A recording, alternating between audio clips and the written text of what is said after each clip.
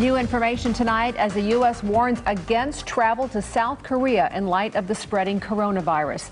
The number of cases here in the U.S. shot up to 53 just over the weekend. And globally, there are more than 80,000 cases as new outbreak clusters emerge. And the White House has issued a $1.25 billion emergency request to address the coronavirus. Fears over the coronavirus have wiped out all of this year's stock market gains. The Dow lost more than 1,000 points today. That is more than 3.5%.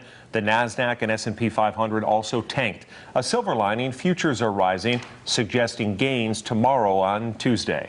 All right, so let's separate the myths and facts surrounding the virus. First off, the virus itself isn't new, but the strain is. And second, snakes are not responsible for it. There are more than 200 strains infecting a number of animal species, so it's really tough to actually pinpoint the source. That said, though, pets cannot transmit the disease to you.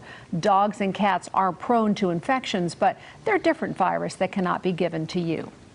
As more and more information about the coronavirus comes to light, there is growing concern about travel across the globe, and it is even impacting some trips to and from Las Vegas. Orko Manna is here now with more on how this outbreak is being felt on the airlines. Orko?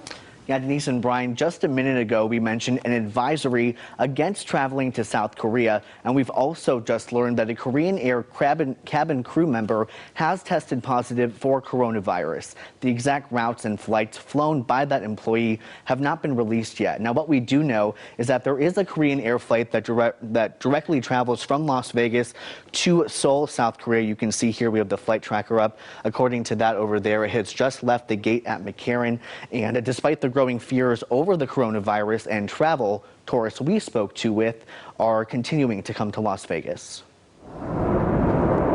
As airplanes land in Las Vegas, try not to, have any close conference with the people on the plane. So do concerns about the coronavirus. This mother-daughter duo saw it firsthand on their flight. There was about 10 people that were on the plane, and they had like the surgical mask, and or they'll have like a little scarf. They even have masks of their own. You do have a lot of people traveling, and I just wanted to be on the safe side. Some travel agencies are noticing a slowdown of people coming to Las Vegas, specifically from Asia. What's truly uncertain is the future. We are expecting the worst. I'm concerned that's going to affect next spring or summer. But for some tourists, right now, they're not too worried. It wasn't even a thought that we would cancel our trip.